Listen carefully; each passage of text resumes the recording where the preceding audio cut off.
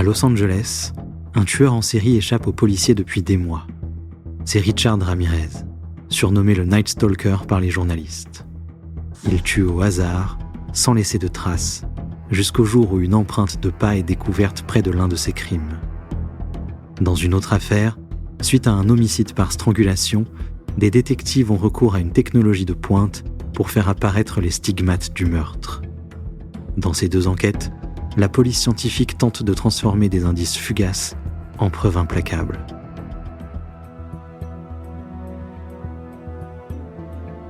Vous écoutez De l'intuition à l'évidence, première partie. Les détectives du service des homicides de Los Angeles ont l'habitude de côtoyer la mort. Ils furent toutefois horrifiés par la scène qu'ils découvrirent dans la prospère ville de Whittier le 29 mars 1985. Le désordre de la maison laissait croire que le mobile du crime était le cambriolage. Un magnétoscope, une caméra vidéo ainsi que la plupart des bijoux du couple avaient été volés. Mais le criminel semblait être aussi un individu sanguinaire.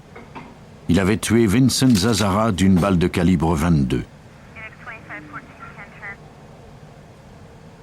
Quant à Maxine, sa femme, elle avait reçu une balle dans la tête et avait été mutilée.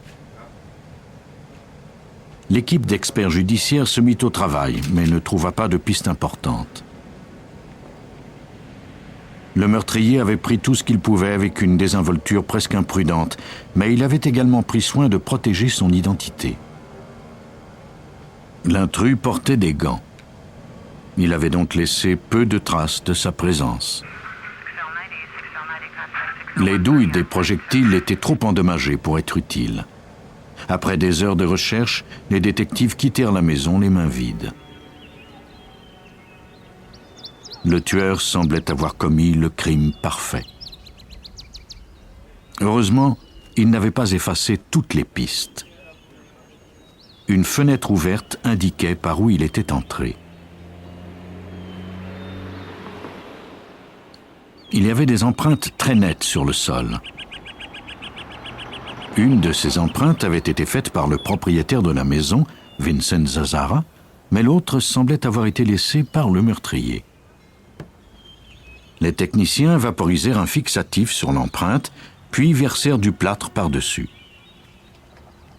Le moulage qui en résulta fut ensuite envoyé au laboratoire. Au laboratoire judiciaire du shérif, l'expert Gerald Burke l'examina. On m'a demandé d'examiner les motifs de l'empreinte et de mesurer le moulage, dans le but d'obtenir des informations utiles à partir de cette empreinte de chaussure. Par exemple, on cherchait à connaître le manufacturier, la marque et la taille de la chaussure.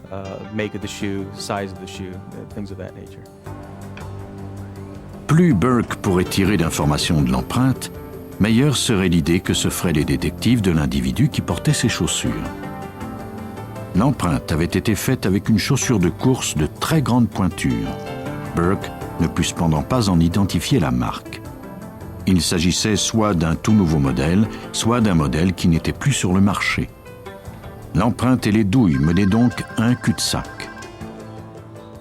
Sans échantillon pour procéder à des comparaisons, Burke ne pouvait pas faire progresser l'enquête.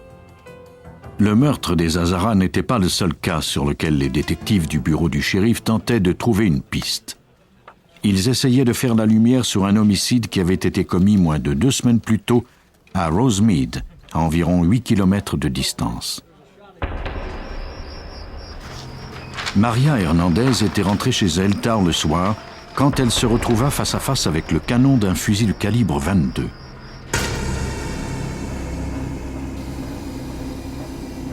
À l'intérieur de l'appartement, sa colocataire, Dale Okazaki, entendit le coup de feu.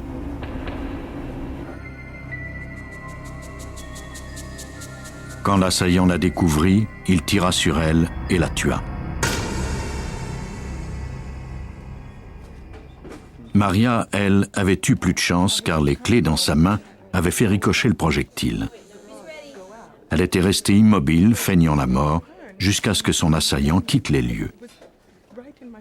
Elle déclara par la suite au détective que l'homme qui avait tenté de la tuer était mince, vraisemblablement d'origine hispanique et dans la vingtaine. Il portait des vêtements noirs. Ses yeux étaient noirs et globuleux. Il avait les joues creuses et les dents cariées. Hernandez ignorait la raison de cet assaut. Pendant une semaine, il n'y eut aucune progression dans l'enquête. Puis les Hazara furent assassinés de façon aussi gratuite. Les douilles de calibre 22 des scènes de crime furent envoyées au laboratoire de balistique pour être comparées. Elles étaient malheureusement trop déformées pour qu'on puisse affirmer qu'elles avaient été tirées avec la même arme.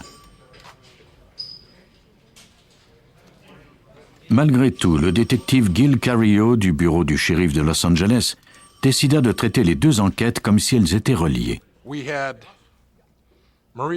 Maria Hernandez avait survécu et elle nous a donné une description physique de son assaillant. Nous avions également le calibre de l'arme à feu. Dans le cas de Zazara, nous ne disposions pas d'une description physique, mais nous possédions une empreinte de chaussure et le même calibre de projectile. Carrillo voyait non seulement un lien entre les deux enquêtes, il était convaincu que ces meurtres étaient reliés à d'autres cas.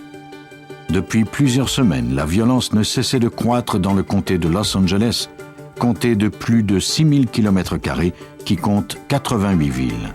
Jour après jour, on rapportait de plus en plus de meurtres, d'agressions sexuelles, d'assauts et d'enlèvements. Les journalistes des médias ne savaient plus où donner de la tête. Chaque nouveau crime inquiétait un peu plus la population. Carrillo croyait qu'il y avait un lien entre tous ces actes de violence. Sur la base des rapports de police et des témoignages, il échafauda une hypothèse plutôt radicale. Ses collègues voyaient en cette vague de crimes un signe de la violence qui s'accentuait à Los Angeles. Ils croyaient que les crimes étaient commis par un nombre grandissant de bandits, tandis que Carrillo, lui, était d'avis que c'était le travail d'un seul et unique homme. Mais il était une nouvelle recrue de l'escouade des homicides, et personne ne crut à son hypothèse. Tant que je n'avais pas d'indices concluants, il m'était difficile de vendre l'idée qu'un seul homme avait commis tous ces crimes. Pour étayer son hypothèse, Carrillo devait tenter de trouver des liens entre les cas. Il n'eut pas à attendre très longtemps. Au cours des semaines suivant le meurtre des Hazara, 7 autres victimes du comté furent réveillées brutalement par un homme. Il menottait les femmes ou les ligotait avec du fil électrique avant de les violer. L'assaillant laissait toujours les maisons dans un grand fouillis et partait avec les objets de valeur. La banlieue de Los Angeles n'était plus sécuritaire. Les citoyens étaient inquiets.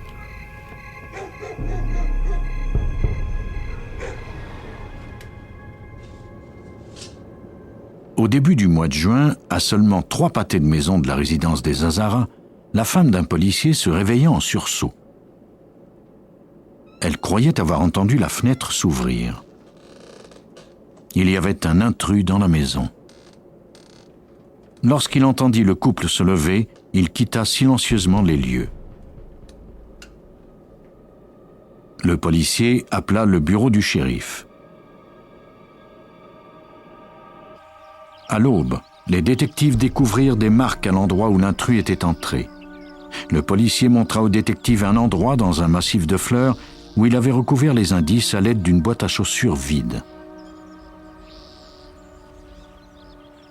Sous la boîte se trouvait l'empreinte d'une chaussure de course. Le motif de la semelle était déjà familier aux enquêteurs.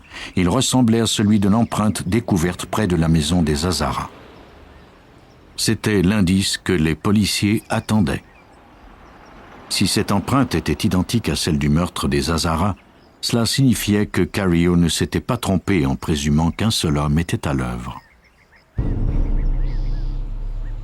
Mais si c'était vrai, cela signifiait que ce meurtrier narguait les meilleurs détectives de Los Angeles depuis 1 an. L'expert Gerald Burke compara les moulages des 2 empreintes trouvées sur les scènes de crime. Il en conclut qu'elles avaient été laissées par des chaussures du même modèle. Comme ces 2 empreintes avaient été laissées dans la terre meuble, Burke ne put identifier les traces d'usure qui caractérisent une chaussure en particulier. Des éléments tels que ces petites entailles et ces rayures sont des marques uniques, de la même manière que des empreintes digitales.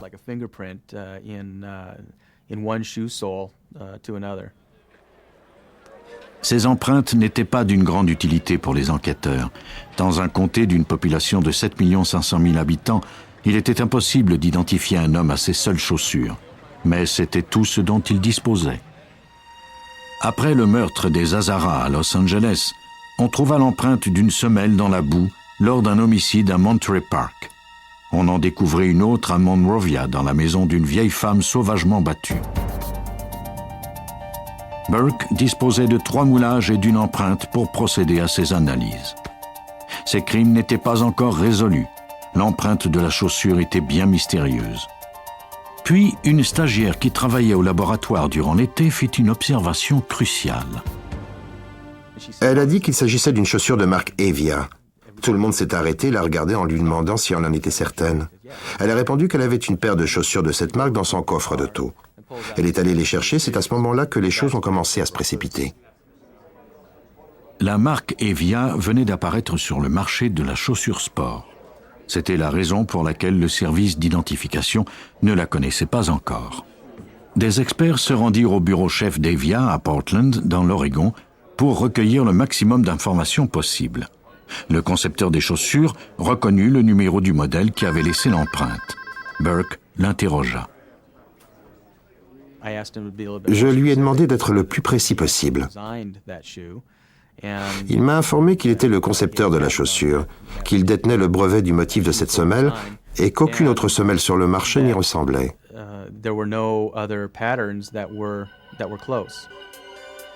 Le motif était celui d'une chaussure aérobique qui n'était sur le marché que depuis 4 mois.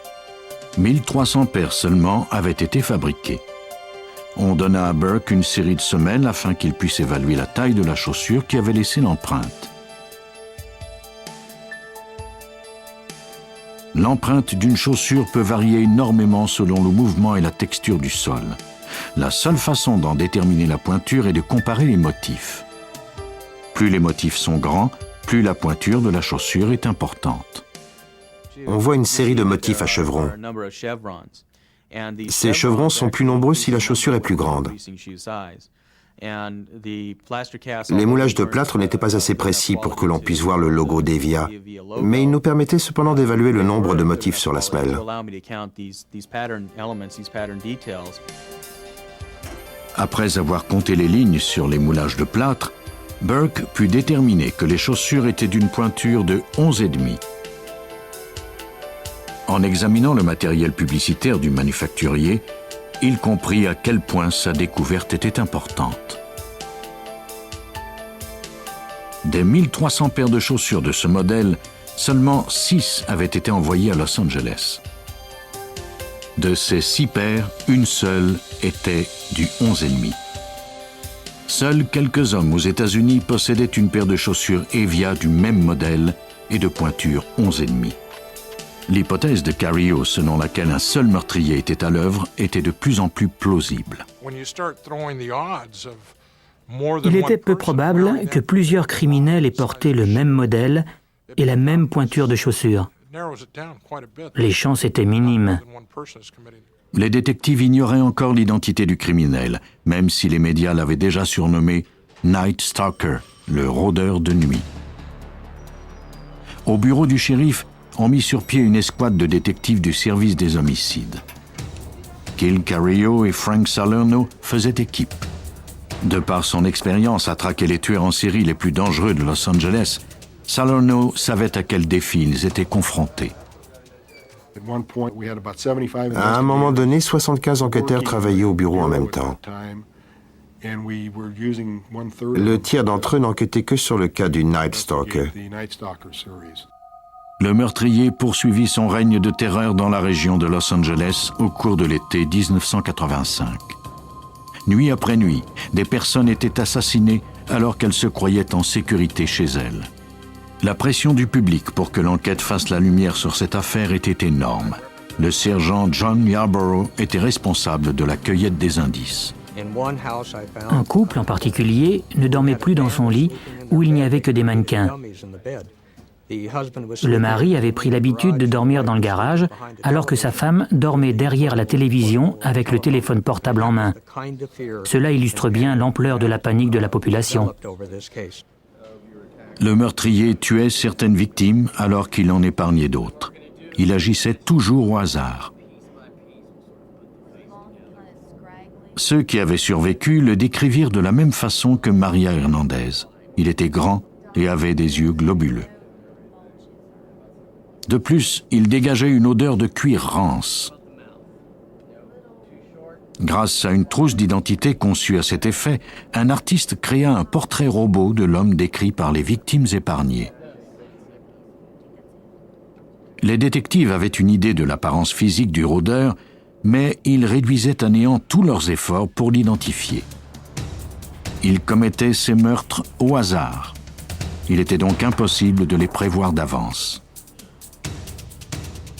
La plupart des tueurs en série agissent selon un plan établi, pas lui. Cet homme utilisait parfois une arme à feu, parfois un couteau.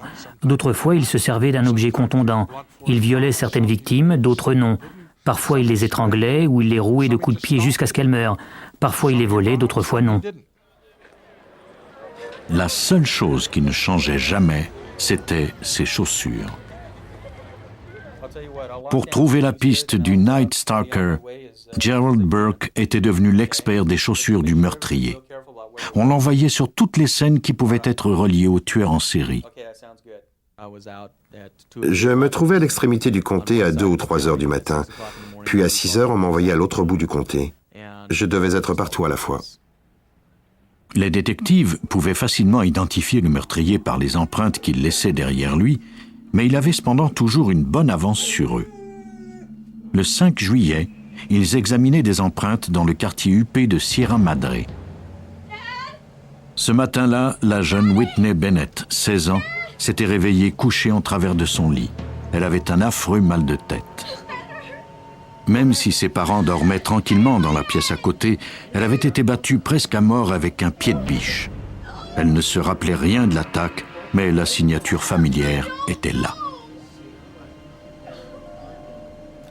Le sergent John Yarborough croyait savoir pourquoi le meurtrier portait toujours les mêmes chaussures. Premièrement, elles étaient pratiques. Elles lui permettaient de marcher sans faire de bruit et de courir le cas échéant. Deuxièmement, elles ne lui avaient jamais fait défaut. Il est possible que psychologiquement, il croyait que ses chaussures lui portaient chance. Il réussissait tous ses coups. Il pouvait faire ce que bon lui semblait quand il les portait. Elles contribuaient à son plaisir. La brutalité de ses crimes laissait bien voir à quel point le meurtrier ne semblait pas avoir de remords et combien il avait un certain plaisir à tuer. Je dirais que c'est un très bon exemple de prédateur qui se fiche de ses victimes.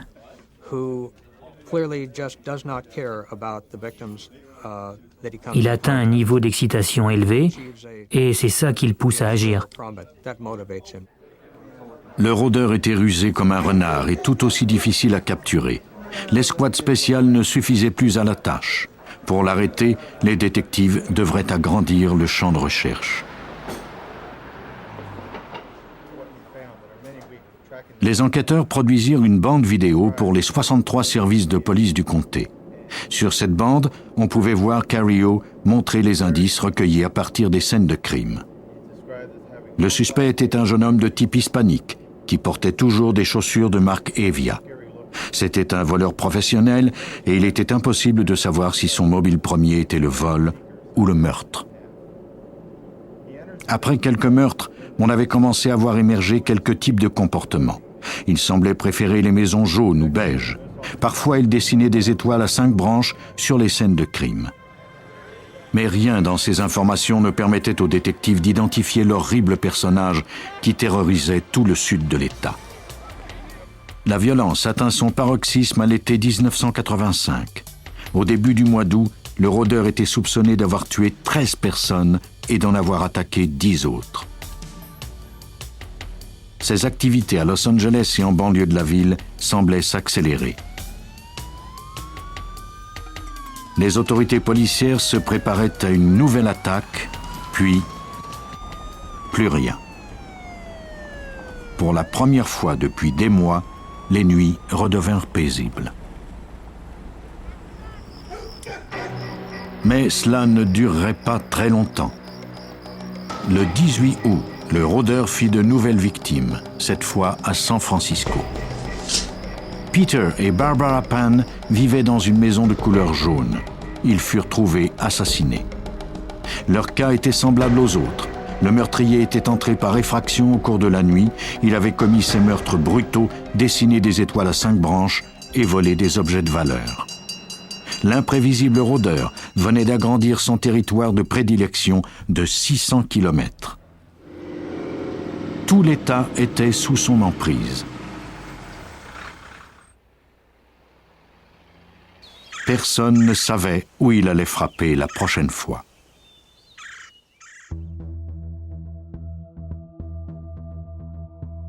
Vous venez d'écouter Police Scientifique.